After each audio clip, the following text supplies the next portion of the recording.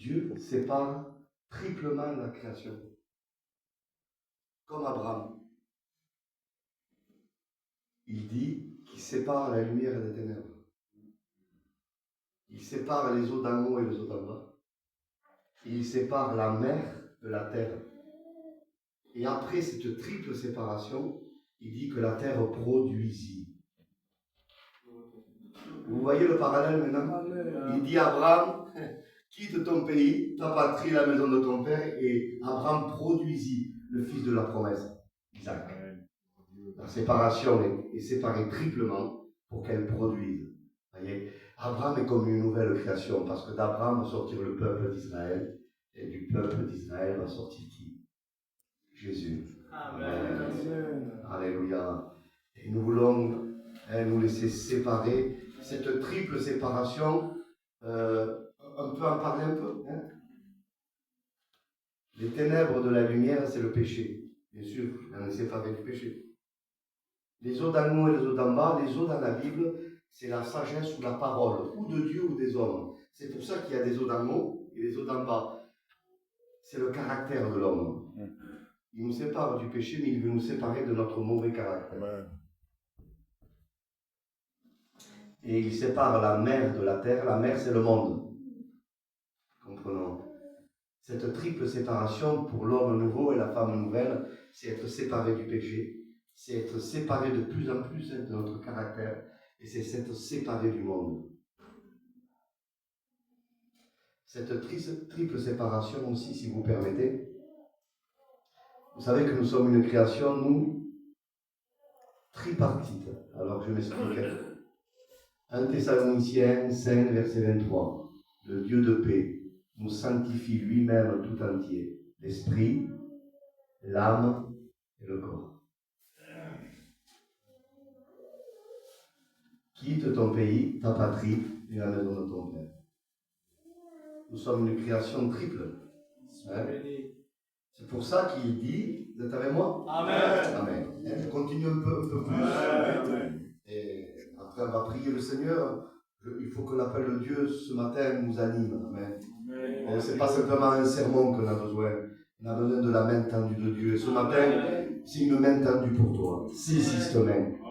Dieu veut te séparer un peu plus. Un peu plus. En Ésaïe 6, verset 3, Apocalypse 4, verset 8. Je ne veux pas que vous dormiez ce matin. Hein.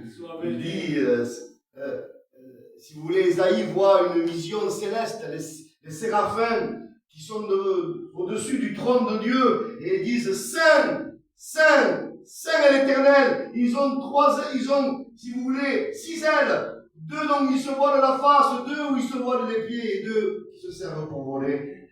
Saint, Saint, Saint est l'Éternel. Cette triple mention de la sainteté, le chiffre 3 dans la Bible est le chiffre de l'espace et du temps. Il faut comprendre ça.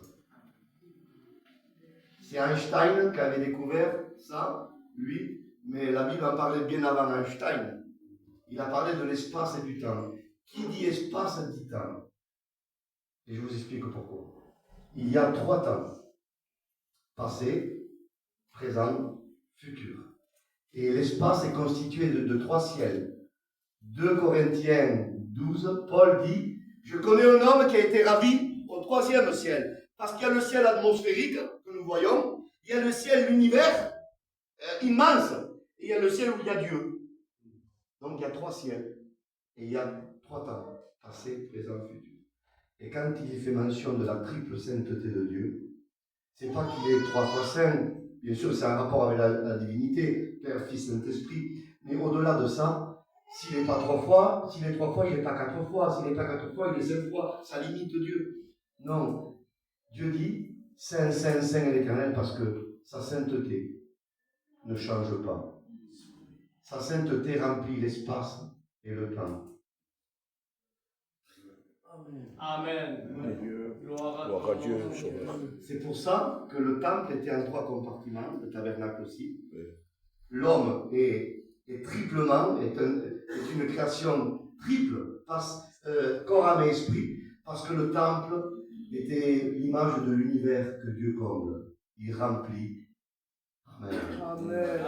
Amen. Amen. Éphésiens 1, verset 23. Soyez avec moi ce matin, ne dormez pas. Soyez là, s'il vous plaît. Il dit que sa plénitude remplit tout en tous. Il remplit tout en tous. Il veut remplir tout en tous en toi.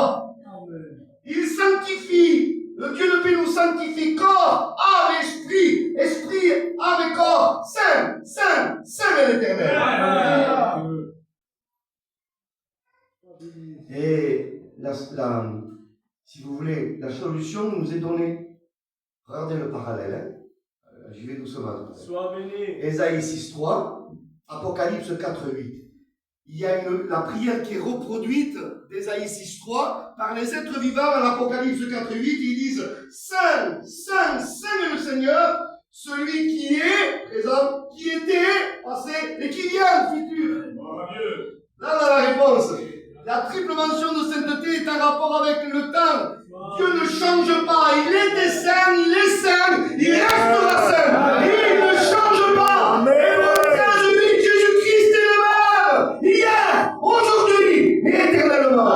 Saint, saint, saint et éternel.